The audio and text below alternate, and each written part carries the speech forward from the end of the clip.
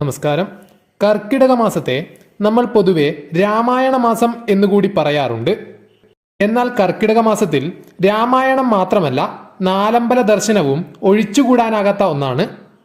ഉദ്ദിഷ്ട കാര്യസിദ്ധിക്കും മുജ്ജന്മദോഷ പാപങ്ങളിൽ നിന്നുള്ള പരിഹാരമായിട്ടും നാലമ്പല ദർശനത്തെ ഉത്തമമായി കണക്കാക്കുന്നു.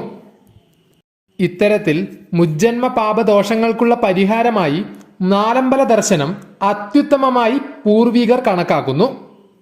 കർക്കിടകം 1 മുതൽ കർക്കിടക മാസ അവസാനം വരെ നീളുന്നതാണ് നാലമ്പല ദർശനം. രാമായണം ഒരു തവണ വായിക്കുന്നതിന് തുല്യമാണ് നാലമ്പല ദർശനം എന്നാണ് പറയുന്നത്. കോട്ടയം ജില്ലയിൽ രാമപുരം, കൂടപ്പുലം, അമ്മനകര, മേദിരി എന്നിവയാണ് നാലമ്പലങ്ങളായി കണക്കാക്കുന്നത്. യഥാക്രമം ഈ നാലമ്പലങ്ങളിലുമായി ശ്രീരാമൻ, ലക്ഷ്മണൻ, ഭരതൻ, ശത്രുഘ്നൻ